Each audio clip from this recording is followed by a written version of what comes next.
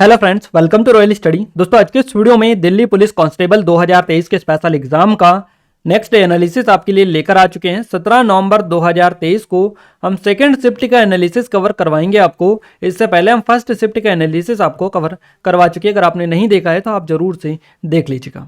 Guys, इस video की PDF file आपको एप्लीकेशन पर मिल जाएगी हमारी, साथ ही टेलीग्राम पर भी मिल जाएगी। टेलीग्राम पर इससे पहले की जितनी भी पीडीएफ है हमने सारी डाल दी है, तो आप टेलीग्राम को डिस्क्रिप्शन में लिंक है, वहां से जाकर ज्वाइन कर सकते हैं। और करंट की और इसके अलावा आपकी वैकेंसी से रिलेटेड, एग्जाम जो चल रही है इससे रिलेटेड जो भी अपडेट होती है हम सबसे पहले टेलीग्राम पर ही अपडेट करते हैं। क्लियर है। और गाइज, आज की इस वीडियो में अपन जो क्वेश्चंस कवर करेंगे ये जीके करंट अफेयर के साथ साथ कंप्यूटर, मैथ्स और रीजनिंग के भी हम आपको कवर करवाएंगे। सो इस वीडियो को पूरा लास्ट तक देखिएगा, क्योंकि काफ़ी ज़्यादा जो चीज़ें पता यहाँ से आपको चलने वाली हैं। आपका अगर आगे आने वाले किसी भी दिन एग्जाम है तो आप हमें इन नंबर पर अपने क्वेश्चन जरूर से व्हाट्सअप करें, ताकि हम आपको सटीक और ऑथेंटिक 100% एक्यूरेट एनालिसिस दे पाएं। क्लियर है गाइस। तो आइए स्टार्ट करते हैं बिना किसी देरी के हमारे पहले क्वेश्चन से। जीके एंड करंट अफेयर का हमारा पहला क्वेश्चन है आज का, जो कि आज की आपकी सेकंड शिफ्ट में पूछा गया है। राजीव गांधी खेल रत्न पुरस्कार पाने वाले पहले व्यक्ति कौन है? काफी ज्यादा इंपॉर्टेंट क्वेश्चन है और कई बार ये क्वेश्चन आपका पूछा जा चुका है। राजीव गांधी खेल रत्न पुरस्कार पाने वाले पहले जो व्यक्ति हैं, इनका नाम है विश्वनाथन आनंद आपका करेक्ट आंसर हो जाएगा। राजीव गांधी खेल रत्न पुरस्कार के पहले प्राप्तकर्ता विश्वनाथन आनंद है। और राजीव गांधी खेल रत्न पुरस्कार भारत को खेलों में उपलब्धि के लिए दिया जाने वाला सर्वोच्च सम्मान बेसिकली है। ये जो पुरस्कार है वर्ष 1991-92 में स्थापित किया गया था और भारत सरकार द्वारा इसको दिया जाता है। विश्वनाथन आनंद जो है राजीव गांधी खेल रत्न पुरस्कार जीतने वाले पहले व्यक्ति थे, इसलिए ये क्वेश्चन ये जो पॉइंट है काफ़ी ज़्यादा इंपॉर्टेंट है। प्रधानमंत्री नरेंद्र मोदी ने देश के सर्वोच्च खेल पुरस्कार ये है, बेसिकली इसका नाम याद रखिएगा, देश का सर्वोच्च खेल पुरस्कार है, इसका नाम था राजीव गांधी खेल रत्न पुरस्कार। तो प्रधानमंत्री की जो सरकार है, नरेंद्र मोदी की सरकार, इसने क्या किया है कि राजीव गांधी खेल रत्न पुरस्कार का नाम बदलकर मेजर ध्यानचंद खेल रत्न पुरस्कार कर दिया है। तो ये आप स्पेशली याद रखिएगा। अगला क्वेश्चन है गाइस हमारा, अनुच्छेद 29 किससे संबंधित है? ये क्वेश्चन आपका पूछा जा चुका, आर्टिकल से लगातार क्वेश्चंस पूछे जा रहे हैं आपके अनुच्छेद से। हर शिफ्ट में 2 से 3 ज़्यादा भी पूछे जा रहे हैं, पर एटलीस्ट 3 से कम क्वेश्चंस किसी भी शिफ्ट में आपके नहीं बन रहे। तो आप अनुच्छेद आर्टिकल जो आपका है इसको देख कर जाएँ, सीधे सीधे क्वेश्चन यहाँ से बन रहे हैं। अनुच्छेद 29 जो है संबंधित है, ये अल्पसंख्यकों के हितों के संरक्षण से संबंध इसका है। अनुच्छेद 29 का, आर्टिकल 29। भारतीय संविधान का अनुच्छेद 29 यह अधिकार प्रदान करता है कि भारत के क्षेत्र में रहने वाले नागरिकों का कोई भी वर्ग हो या कोई भाग जिसकी एक अलग भाषा, लिपि या अपनी संस्कृति हो, उसे स्वयं को संरक्षित करने का अधिकार होगा। इसके अलावा राज्य के किसी भी शैक्षणिक संस्थान में प्रवेश के लिए किसी भी नागरिक को नकारा नहीं जाएगा, या केवल धर्म, वंश, जाति, भाषा या इनमें से किसी के आधार पर राज्य निधि से सहायता प्राप्त होगी। क्लियर है। अगला क्वेश्चन जो पूछा गया आपके एग्जाम में, किस काल में कोई राजधानी का उल्लेख नहीं है? तो ये क्वेश्चन आपसे पूछा गया है सेकंड शिफ्ट में, किस काल में कोई राजधानी का उल्लेख नहीं है? तो ऋग्वेद में कोई भी राजधानी का उल्लेख नहीं था। अगला क्वेश्चन है, रुक्मणी देवी अरुंडेल किस नृत्य से संबंधित है? गाइज, हमने जो फर्स्ट शिफ्ट आज का आपको बताया 17 नवंबर फर्स्ट शिफ्ट का, उसमें भी ये क्वेश्चन आपका सेम पूछा गया और इसमें भी ये क्वेश्चन वापस से रिपीट हुआ है। यानी कि क्वेश्चंस लगातार आपके रिपीट हो रहे हैं। आप ज़्यादा से ज़्यादा एनालिसिस वीडियोस देखें, और हमने पीडीएफ भी टेलीग्राम पर डाल दी है, तो उनसे भी आप अच्छे से रिवीजन कर सकते हैं, क्योंकि ये डिटेल सारी जो है वो आपको पता चल जाती है और इससे ही क्वेश्चन आपके बनते हैं। तो ये क्वेश्चन रिपीट हुआ है सुबह वाली शिफ्ट से, रुक्मणी देवी अरुंडेल वाला किस नृत्य से संबंधित? इनका भारतनाट्यम आपका करेक्ट आंसर रहेगा।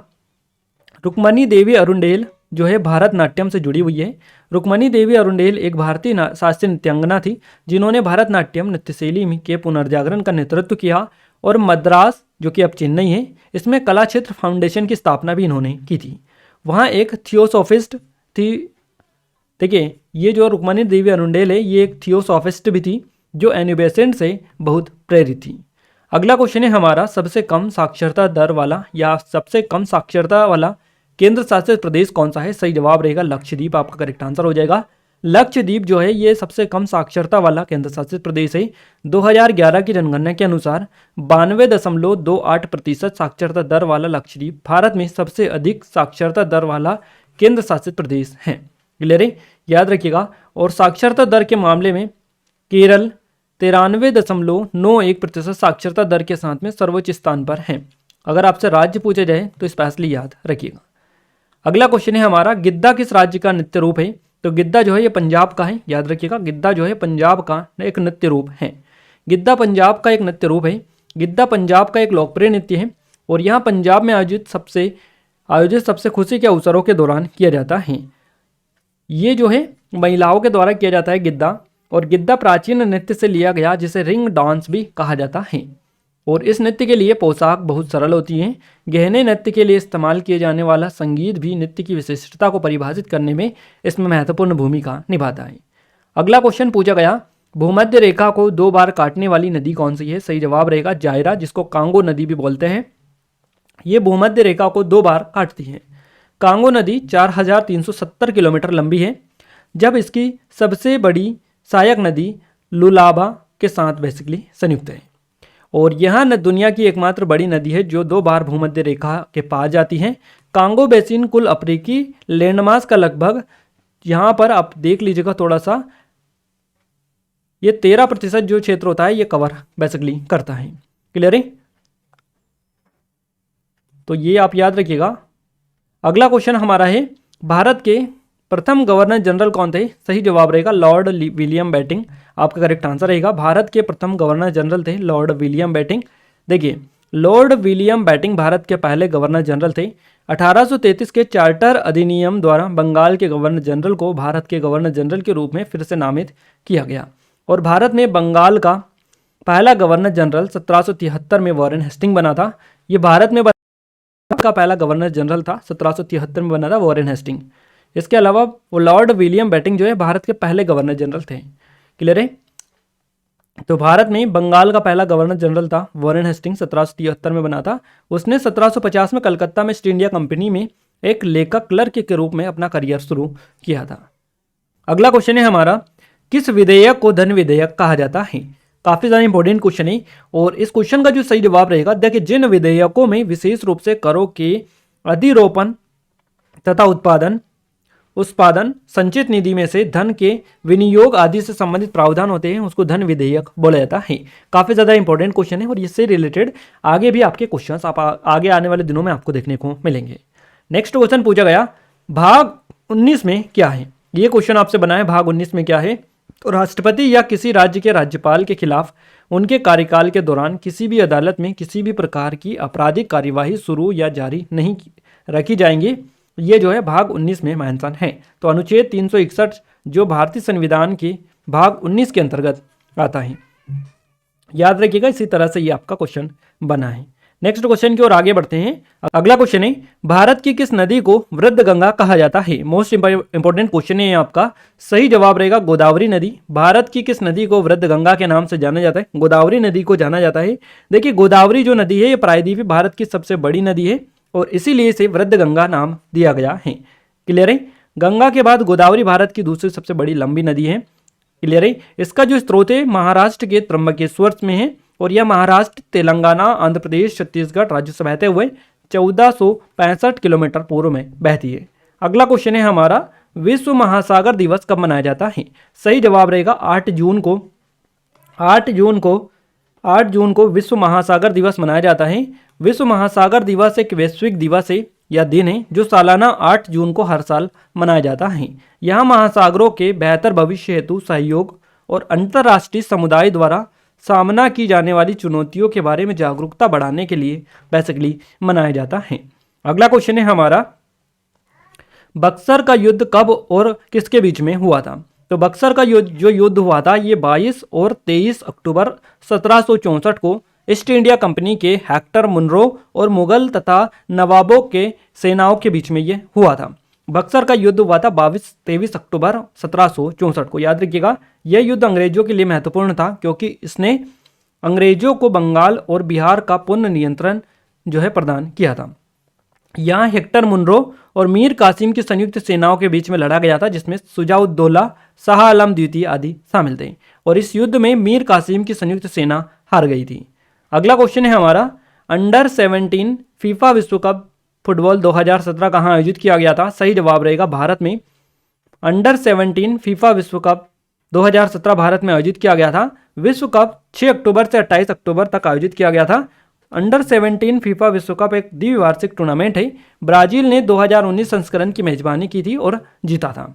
अगला क्वेश्चन पूछा गया है आपसे कि 2023 इंग्लैंड में आयोजित हुआ और भारत ने जीता, इस तरह से कोई क्वेश्चन था, ये एग्जैक्ट क्वेश्चन हमें नहीं मिल पाया है। नेक्स्ट क्वेश्चन पूछा गया है कुणबी नृत्य किस भारतीय राज्य से जुड़ा एक लोकप्रिय नृत्य है? सही जवाब रहेगा गोवा से जुड़ा हुआ है। कुणबी नृत्य गोवा के कुणबी समुदाय का एक आदिवासी लोक नृत्य है जो सामाजिक विषयों को चित्रित करता है। नृत्य प्रस्तुति में सरल होता है और विभिन्न सामाजिक अवसरों के दौरान यह किया जाता है। अगला क्वेश्चन है poverty and un British rule in India पुस्तक के लेखक कौन है? सही जवाब रहेगा Dadabhai Naoroji. Poverty and un British rule in India पुस्तक के लेखक दादा भाई नौरोजी हैं। दादा भाई नौरोजी ने 1901 में poverty and un British rule in India लिखी थी और प्रकाशित की थी। इस पुस्तक ने भारतीय धन के ब्रिटेन में पलायन के सिद्धांत की ओर ध्यान आकर्षित किया। दादा भाई नौरोजी को भारत का ग्रैंड ओल्ड मैन भी कहा जाता है और वे देखिए दादा भाई नौरोजी जो है ये एल्फिंस्टन में प्रोफेसर नियुक्त होने के वाले पहले भारतीय भी बने थे। तो ये पॉइंट आपके लिए काफ़ी ज़्यादा इंपॉर्टेंट रहेगा। अगला क्वेश्चन है हमारा भारत के संविधान का कौन सा भाग राजनीति के निर्देशक सिद्धांतों के बारे में बात करता है या व्याख्या करता है? तो भाग 4 आपका यहाँ से करेक्ट आंसर हो जाएगा। क्लियर है? राज्य के नीति निर्देशक तत्व भारतीय संविधान के भाग 4 में वर्णित है और इसमें अनुच्छेद 36 से 51 तक शामिल है। DSPS प्रकृति में गैर बाध्यकारी है जिसका अर्थ है कि वे अदालतों द्वारा उनके उल्लंघन के लिए लागू करने योग्य नहीं है। अगला क्वेश्चन पूछा गया जनगणना किस अधिनियम द्वारा कराई जाती है? तो जनगणना अधिनियम 1948 के तहत जनगणना कराई जाती है या की गई थी। तो जनगणना अधिनियम 1948 का अधिनियम संख्या 37 1994 में संशोधित इसको किया गया था। यह अधिनियम जनगणना के संबंध में निश्चित मामलों का उपबंध करने के लिए है और इस अधिनियम को जनगणना अधिनियम 1948 कहा जा सकता है। सही जवाब आपका यहां से देख लीजिएगा। नेक्स्ट क्वेश्चन की ओर आगे बढ़ते हैं। अगला क्वेश्चन है गाइस हमारा निम्नलिखित में से कौन सी पुस्तक नीरज सी चौधरी द्वारा लिखी गई? सही जवाब रहेगा the autobiography of an unknown Indian. तो ये आपका सही जवाब रहेगा। निम्नलिखित में से कौन सी पुस्तक नीरज सी चौधरी के द्वारा लिखी गई? तो the autobiography of an unknown Indian आपका सही जवाब यहाँ से हो जाएगा। क्लियर है? भारतीय लेखक हैं नीरज सी चौधरी, इनकी आत्मकथा है ये। नीरज सी चौधरी की अन्य पुस्तकें भी हैं, a passage to England, the continent of Circe, culture in the vanity bag और क्लाइव ऑफ इंडिया। तो ये जो पुस्तकें हैं ये इनकी है। अगर आपसे आगे से पूछे जाए कि बताइए क्लाइव ऑफ इंडिया या ए पैसेज टू इंग्लैंड ये पुस्तक किसकी है, तो नीरज सी चौधरी आपको क्लिक करना है, देख लीजिएगा अच्छे से। लगातार पुस्तकों से हर शिफ्ट में आपके क्वेश्चंस पूछे जा रहे हैं। नेक्स्ट क्वेश्चन है हमारा गौतमी पुत्र श्री सातकर्णी, इनसे रिलेटेड क्वेश्चन पूछा गया और ये एग्जैक्ट क्वेश्चन हमें नहीं मिल पाया कि क्या क्वेश्चन आपके एग्जाम में पूछा गया है। क्लियर है? तो गाइज जो भी आपके क्वेश्चंस हो आप हमें कमेंट में कमेंट करके बता सकते हैं जिनको पूरा क्वेश्चन पता हो ये, बाकी हम डिटेल आपको कवर करवा दें। यहीं से इसी डिटेल से आपका क्वेश्चन बना था। देखिए गौतमी के पुत्र श्री सातकर्णी सातवाहन वंश के राजा थे और गौतमी पुत्र सातकर्णी सातवाहन वंश के 23वें शासक ये थे। और उसकी उपलब्धियों का उल्लेख उसकी माता गौतमी ने नासिक अभिलेख में किया। उसने शक राजा नहपान को पराजित किया और सातवाहन शक्ति को पुनर्जीवित किया था।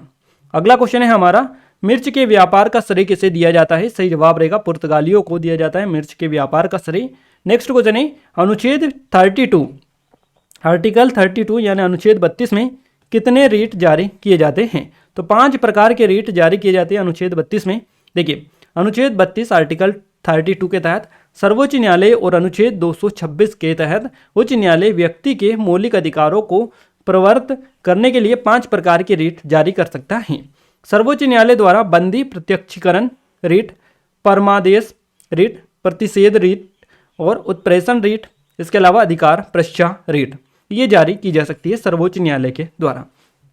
तो ये 5 प्रकार की रीट होती है जो कि आपसे इस क्वेश्चन में पूछा गया है। नेक्स्ट क्वेश्चन की ओर आगे बढ़ते हैं। राज्य लोक सेवा आयोग के अध्यक्ष को कौन हटा सकता है? तो लोक सेवा जो आयोग होता है इसके अध्यक्ष को राष्ट्रपति के द्वारा हटाया जा सकता है। देखिए राष्ट्रपति संघ लोक सेवा आयोग या संयुक्त आयोग के मामले में और राज्यपाल राज्य आयोग के मामले में दुर्व्यवहार के संदर्भ में अध्यक्ष या आयोग के किसी अन्य सदस्य को उनके पद से निलंबित कर सकते हैं जब तक राष्ट्रपति ने इस तरह के संदर्भ पर सर्वोच्च न्यायालय की रिपोर्ट प्राप्त होने पर आदेश पारित नहीं किया है। हटा सकते हैं। अगला क्वेश्चन है हमारा, प्रायद्वीपीय भारत की पश्चिम की ओर बहने वाली नदी कौन सी है? सही जवाब रहेगा नर्मदा नदी। प्रायद्वीपीय भारत की पश्चिम की ओर बहने वाली सबसे बड़ी नदी नर्मदा नदी है। नर्मदा नदी उत्तर में विंध्य श्रृंखला और दक्षिण में सतपुड़ा पर्वत श्रृंखला के बीच में विभ्रंश घाटी से होते हुए पश्चिम की ओर यह बहती है। प्रायद्वीपीय भारत में पश्चिम की ओर बहने वाली दूसरी सबसे बड़ी नदी ताप्ती है। इसे नर्मदा की जुड़वा या दादी के रूप में भी जाना जाता है। अगला क्वेश्चन है हमारा, सुनामी किसके कारण आती है? तो भूकंप, जमीन धंसने, ज्वालामुखी फटने, किसी भी तरह का विस्फोट होने और कभी कभी उल्कापात के असर से भी सुनामी जो है ये आती है। तो सुनामी का सबसे महत्वपूर्ण मुख्य कारण भूकंप ही है। क्लियर है? सुनामी एक बड़ी महासागर की लहर है जो समुद्र तल पर अचानक गति के कारण होती है। यह अचानक गति एक भूकंप, एक शक्तिशाली ज्वालामुखी विस्फोट या एक पानी के नीचे भूस्खलन से हो सकता है। बड़े उल्कापिंड के प्रभाव से भी सुनामी आ सकती है। अगला क्वेश्चन पूछा गया रेपो रेट से। ये एग्जैक्ट क्वेश्चन नहीं था कि रेपो रेट दर पूछी थी या कुछ और पूछा था, एग्जैक्ट हमें नहीं मिल पाया है। अगर आपको पता है तो कमेंट में कमेंट करके बता सकते हैं। नेक्स्ट क्वेश्चन पूछा गया, भारतीय बास्केटबॉल संघ की स्थापना कब हुई? ये क्वेश्चन रिपीट हुआ है 16 तारीख को, फर्स्ट या सेकेंड शिफ्ट में ये क्वेश्चन पूछा गया था। ये 1950 आपका सही जवाब रहेगा। भारतीय बास्केटबॉल संघ की स्थापना 1950 में हुई। ये क्वेश्चन वापस से रिपीट हुआ है। अगला क्वेश्चन है, किसको फांसी नहीं दी गई थी? भगत सिंह, राजगुरु, इस तरह से क्वेश्चन आपको दिया गया था। अब ये एग्जैक्ट नहीं मिल पाए ऑप्शन हमें, नहीं तो हम आपको इसका राइट आंसर बता देते, क्योंकि इनको तो फांसी दी गई थी। किसको नहीं दी गई थी ये क्वेश्चन आपसे पूछा है। क्लियर है? इसके अलावा फसल से रिलेटेड भी कोई क्वेश्चन था, ये भी एग्जैक्ट नहीं मिल पाया है। अगला क्वेश्चन है, भारतीय संविधान में 101वां संशोधन किससे संबंधित है? तो माल और सेवा कर से संबंध है इसका, जीएसटी से। याद रखिएगा, भारत में जीएसटी विधेयक को पहली बार संविधान विधेयक के अनुसार 2014 में स्थानांतरित करने का प्रस्ताव किया गया था और इसे 2016 में मंजूरी मिली। राज्यसभा द्वारा संविधान अधिनियम 2016 के रूप में इसे फिर से जारी किया गया 101वां संशोधन के तहत। और भारत के संविधान में विभिन्न लेख हैं जो संघ और राज्यों के बीच वित्तीय संबंधों का वर्णन करते हैं। तो ये क्वेश्चंस हमें जीके के मिले, जो कि हमने पूरे के पूरे आपको बताने की कोशिश की। जितने भी मिले हैं सारे आपको हमने बता दिया है। अगर कंप्यूटर में बात करें, एमएस ऑफिस से क्वेश्चंस बनाए हैं। एमएस ऑफिस से, माफ कीजिएगा, एमपी लिखा गया, एमएस ऑफिस कर लीजिएगा, एमएस वर्ड, एमएस एक्सेल, इनसे आपके बेसिकली क्वेश्चंस बने हैं। और भी हो सकता है क्वेश्चंस बने, बट हमें इन्होंने इतना ही बताया है कि इन टॉपिक से क्वेश्चंस बने, तो हमने सीधे सीधे आपको टॉपिक ही बता दिए, क्योंकि पूरे क्वेश्चंस पता नहीं चल पाए हैं। और अगर मैथ्स में बात करें, परसेंटेज, समय कार्य दूरी, औसत और लाभानी, इनसे ये जो टॉपिक है इनसे क्वेश्चंस बने थे। हो सकता है और भी टॉपिक आपका पूछा गया हो। क्लियर है? रीजनिंग में कोडिंग डिकोडिंग से 3 क्वेश्चंस थे। क्लियर है? और एनालॉजी में 2 क्वेश्चन थे। नंबर सीरीज का 1 क्वेश्चन आपका आया था। इसके अलावा 5 से 3 से 4 क्वेश्चन पूछे गए थे।